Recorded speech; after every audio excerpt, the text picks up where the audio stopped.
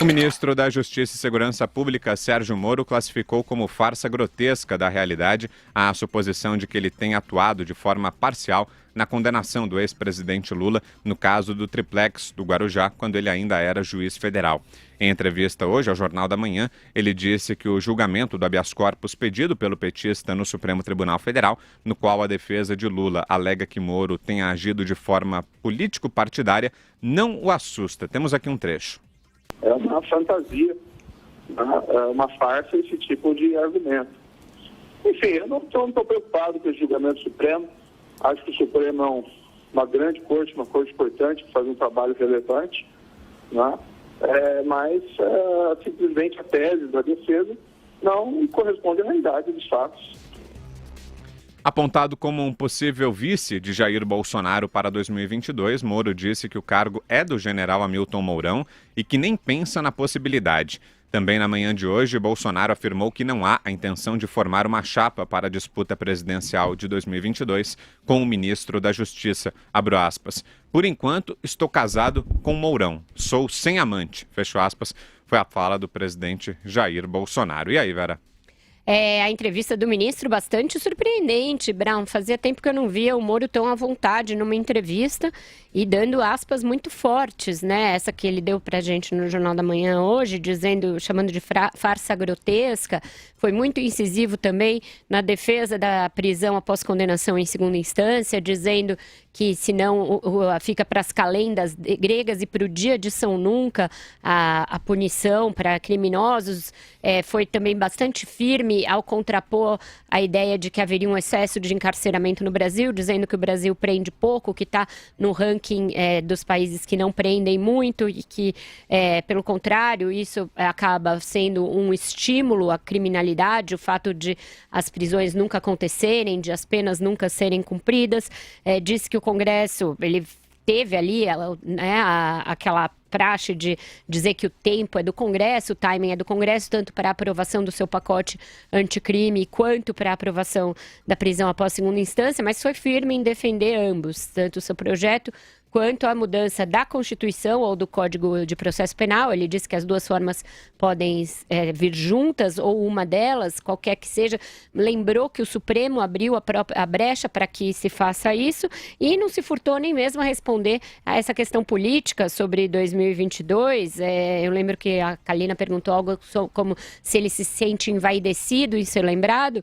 Ele refutou essa tese de candidatura, mas disse que se sente envaidecido e feliz de estar implementando essa pauta, ajudando a descer a criminalidade, o que já foi uma declaração bastante política, a meu ver, do Moro, que antes tinha dificuldade de trafegar, né, nessa área, ficava todo, para usar um termo que o Josias gosta de usar, abespinhado, quando questionado sobre política e pretensão eleitoral. Então, achei um Moro mais soltinho, esse que nos deu entrevista. Quanto ao Bolsonaro, ele pode até estar casado com o Mourão, mas é aquele casamento de conveniência, ele que gosta tanto de metáforas, né, casamenteiras, é aquele casamento de conveniência que cada um já está dormindo no próprio quarto, só coabitam, mas não tem mais nenhum tipo de relacionamento entre eles. Fala, Josias. Nessa entrevista que concedeu à Jovem Pan, o Sérgio Moro chamou de farsa grotesca a tese da defesa do Lula, segundo a qual ele, atual ministro da Justiça, foi parcial no julgamento do caso do triplex para interditar o Lula politicamente, favorecendo o Bolsonaro.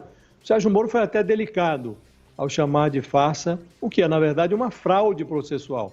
O Lula e os seus advogados sabem que essa tese esgrimida no pedido de suspeição que foi protocolado contra o Moro na segunda turma do Supremo Tribunal Federal, é uma tese que não tem amparo nos fatos. O pretexto utilizado no recurso do Lula é frágil e o pedido de anulação da sentença chega a ser esdrúxulo. A motivação é frágil porque o Sérgio Moro condenou o Lula em julho de 2017. Nessa época, alguém que previsse a vitória do Jair Bolsonaro na disputa presidencial passaria por maluco.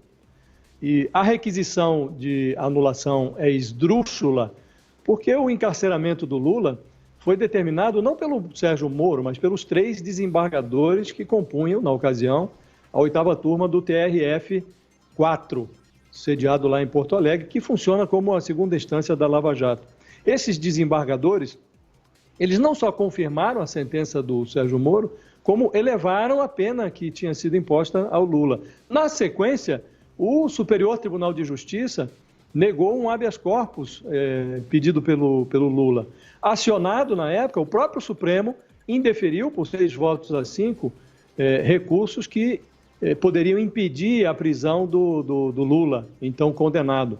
Ou seja, no instante em que atira no Sérgio Moro, o Lula e também os seus advogados, eles acabam atingindo as 3 instâncias do Poder Judiciário, como se todos estivessem irmanados num complô contra o Lula.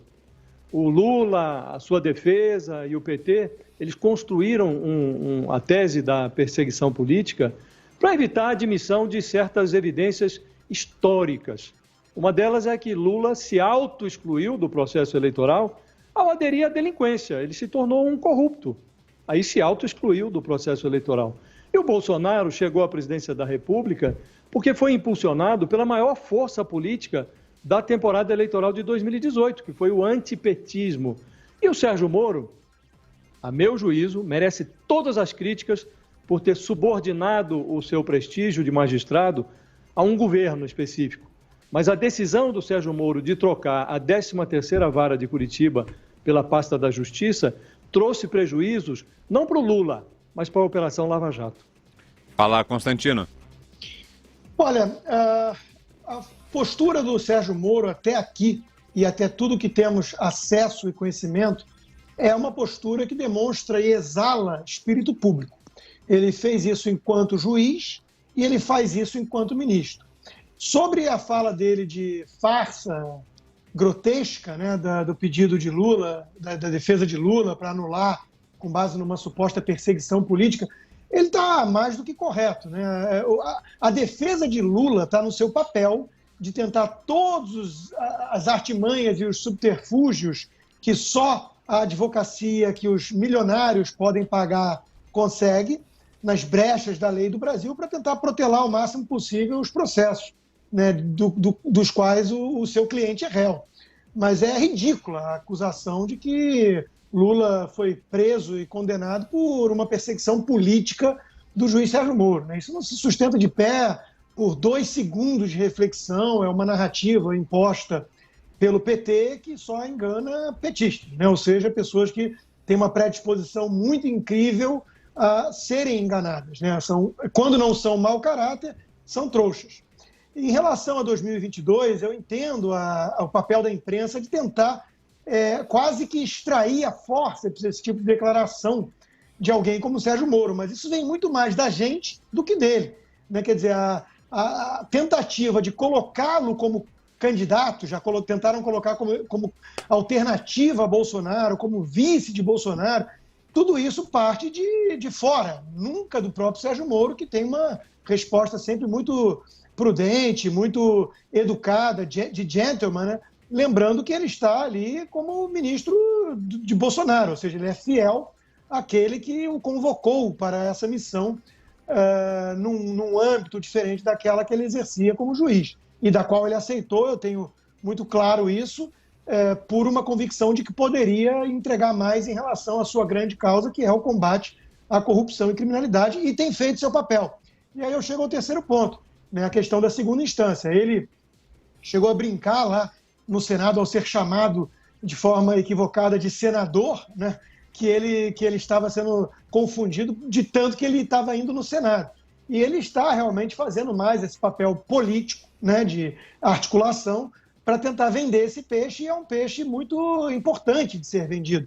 Tanto é verdade que parece que surtiu algum efeito, e a Simone Tebet estaria, então, tentando bypassar aí o presidente do Senado, Davi Alcolumbre, para poder ver se pauta já na terça-feira que vem essa questão da segunda instância, porque é uma demanda muito grande da sociedade e a gente percebe algum tipo de negligência, leniência, algum tipo ali de postura um tanto letárgica e pouco apressada das figuras que compõem ali a tal velha política, né? E se não houver pressão de fora, e aí envolve sociedade e figuras como o próprio ministro Sérgio Moro, a coisa não vai andar. Isso está ficando claro para tudo e todos, né? Então, realmente, o Moro está encampando essa briga, porque isso é um dos principais projetos dele, ele tem esse objetivo de deixar como legado isso, né? E tem obtido sucesso, onde ele tem tido mais efeito, né? Teve ali um experimento, né, em 5 cidades, em 3 meses, por exemplo, com os seus projetos e suas ideias para combater o crime, e caiu 44% a taxa de homicídio, fora outras atividades criminosas. Então, o resumo da ópera é o seguinte: Sérgio Moro mantém uma postura, ainda que com um pouco mais de desenvoltura política, digamos assim, ele mantém uma postura muito técnica, de um quadro técnico que não é político, está ali para uma missão com espírito público, entregando resultados e tentando avançar com uma reforma, com uma pauta que é a pauta da sociedade ordeira, da população que quer combater criminalidade e corrupção. O resumo da ópera, portanto, é In Moro We Trust. Vera. Bom, eu acho o seguinte: o ministro Sérgio Moro tem ele próprio suas próprias pretensões, políticas ou não. Ele, acho que não... Claro, tem espírito público, ninguém tem razão para duvidar disso. Ele fez um ótimo trabalho à frente da Lava Jato, já tinha feito no Banestado, já tinha feito como juiz auxiliar da ministra Rosa Weber no julgamento do Mensalão, mas ele tinha ali e tem uma perspectiva de ir para o Supremo Tribunal Federal. Isso foi conversado com Jair Bolsonaro, o próprio Bolsonaro confirmou, depois voltou atrás diante da circunstância de que ficou muito ruim para o próprio ministro, no início da sua trajetória no Executivo, ter revelado essa disposição, embora todo mundo já intuísse isso de alguma maneira. Da mesma maneira, o seu flerte com a política não vem só da imprensa. Os próprios partidos já o assediam para se filiar. O Podemos, da Renata Abreu, já se ofereceu, já estendeu um tapete vermelho para que ele se filie. Da mesma maneira, o próprio PSL do Luciano Bivar já fez a corte a Moro. Essa ideia dele ser vice do Bolsonaro surgiu das hostes políticas e não da imprensa. E aí a imprensa faz o seu papel, que é questionar o entrevistado. A gente tem que perguntar para o entrevistado quando ele dá uma entrevista. Então, eu achei até que ele ficou bem à vontade com a pergunta. Não senti que ele se constrangeu ou que ele se furtou a falar. Acho que para ele é interessante ter o nome lembrado, até para que o Bolsonaro não continue tolhendo as suas ações como estava no início do governo, bypassando as suas decisões, interferindo na sua pasta. Ele parou de fazer isso quando ficou claro que o Moro tem ainda uma popularidade maior que a dele próprio, Bolsonaro, que seria o único capaz de vencê-lo num eventual segundo turno, e que tinha, sim, a chance de colocar uma parcela da opinião pública mais lavajatista contra o seu governo, se ficasse claro que o presidente tinha uma disposição de tolher investigações, de coibi-las, de fazer com que os órgãos de controle fossem menos incisivos, coisa com o que ele flertou claramente. Então, acho que aí cada um tem os seus próprios interesses. Não acredito que nenhum casamento desses seja por amor. Cada um faz o próprio cálculo do que pensa, do que projeta para o seu futuro dali para frente. E eu não acho inviável nem impossível que cada um tome o seu caminho mais adiante. Se ficar claro que o projeto do Moro não vai avançar, se ele perder ali algum tipo de lastro para fazer a política que ele está imaginando que fará no Ministério, não duvido que ele tome o seu próprio caminho e seja candidato. Ainda mais porque a primeira vaga no Supremo já está mais ou menos clara, não será a dele, né? A do ano que vem deverá ser a do ministro terrivelmente evangélico, a não ser que ele se converta aí nos próximos meses, ele não terá a cadeira do decano, a cadeira do Celso de Mello, terá de esperar uma próxima oportunidade, que é quando o Marco Aurélio Mello se aposentará. Então, acho que ele faz todos esses cálculos, olha para aquele calendário lá que ele usou quando entrou no Twitter para mostrar que a foto era recente mesmo, que era ele próprio, etc. E fica pensando ali, fazendo X, pensando quanto tempo falta, o que ele vai fazer da vida, o que vai fazer dali para frente, porque ninguém abre mão de uma carreira como a magistratura e uma carreira em ascensão como era dele, se não tiver olhando para alguma coisa no futuro. Ele tinha muita chance de fazer ainda muito pela Lava Jato. Eu acho que a chance de fazer no Ministério é menor do que ele tinha como juiz, porque ele está ali contido pelas circunstâncias políticas e ele depende em grande instância do seu chefe e do Congresso. Então eu acho que ele fez um movimento que o tirou prerrogativas em vez de lhe dar. E então, se ele fez isso é porque ele deve ter os olhos postos no futuro. Os dois chamaram, vamos lá. Josias. Olha, é preciso lembrar que o Sérgio Moro, ao trocar a magistratura pelo Ministério, ele virou outro personagem. Ele hoje é um político. E seria uma ingenuidade imaginar que ele anteciparia tanto esse movimento, porque não é um homem ingênuo, ao contrário. Na eleição faltam 3 anos ainda. E eu queria lembrar que quem levantou essa lebre do Sérgio Moro como vice foi o general Luiz Eduardo Ramos, ministro palaciano, coordenador político do governo. Foi ele quem disse, numa entrevista ao Estadão, que se o Bolsonaro tentasse a reeleição numa chapa com o Moro, ganhava, expressão dele, no primeiro turno, disparado. Foi o que disse o general Ramos. Então, o Bolsonaro, na declaração dele, também fez uma declaração meramente protocolar. Diz, por enquanto, frise-se o por enquanto, eu estou casado com o Mourão. E aí ele diz que é fiel ao vice-presidente. Mas em política, tudo é possível, inclusive a fidelidade a 3. Fala, Constantino. Não, só para deixar claro, que eu, em momento algum, condenei a postura da imprensa de questioná-lo. E tampouco disse que foi só a imprensa que bateu nessa tecla. É óbvio que muitos políticos, inclusive Álvaro Dias e o seu Podemos, estão de olho no ativo político que representa o Sérgio Moro. Então vai ter pressão e balão de ensaio de tudo que é lado. Eu estava muito mais destacando a postura dele, sempre muito discreta e, inclusive, leal a quem o deu essa possibilidade de fazer mais pelo Brasil do que qualquer coisa. Estou falando que, às vezes, as pessoas ficam provocando isso nele para ver uma reação, mas ele adota uma postura que se espera de alguém que está ali com uma missão e de olho nessa missão. Quanto a críticas dele ter saído da magistratura e ido para o governo ou não, se ele fez bem ou não, eu acho que isso é sempre legítimo, mas e todo mundo também, é óbvio que todo mundo leva de alguma forma os seus próprios interesses e projetos pessoais em jogo, né? Senão a gente está cobrando de um santo e não de um ser humano, né? Então é óbvio que isso existe. Agora, considerada a natureza humana, eu sou muito contra a tentativa de desconstrução de tudo e todos, como se todas as ações fossem movidas apenas por isso, senão a nossa também é, né? E não haveria diferença entre, por exemplo, um jornalista que coloca o espírito público acima de um interesse comezinho de curtíssimo prazo. Então, o que eu estou destacando aqui é que aquela frase do comunista lá, Brecht, né, pobre do povo que precisa de heróis, e eu nunca concordei com essa frase, eu sempre pensei em outra, pobre do povo que tem falsos heróis, como Macunaíma ou então o próprio Lula, que já foi herói de muita gente e é um bandido, né, com traços até de psicopatia, na minha opinião. Sérgio Moro não, Sérgio Moro é alguém que merece estar no rol dos heróis. Ele é alguém que até aqui demonstrou, até então, uma atitude muito comprometida com a nação, com o Brasil, com a melhoria do Brasil. E mais, tem entregado resultados, inclusive como ministro. Então ele engoliu alguns sapos, é verdade, apesar de ter elogiado muito o apoio que recebe do presidente em público, né? Isso faz parte aí de um jogo político, é óbvio, mas ele está engolindo alguns sapos para poder fazer algo que ele considera melhor e está entregando. E quanto ao STF, é óbvio que é um sonho legítimo também. Aliás, nós como brasileiros de bem, podemos apenas sonhar, né, com alguém como o Sérgio Moro no Supremo, em vez de umas figuras que hoje estão lá frequentando a Corte Suprema. Fala, Vera. Não, eu prefiro ficar com a frase anterior, do pobre do povo que precisa de heróis, porque a frustração é um caminho quase fatal para isso, porque o Lula foi essa frustração a que você está se referindo, para muita gente, embora ainda haja os que o idolatram, né, porque justamente as pessoas têm essa necessidade do herói.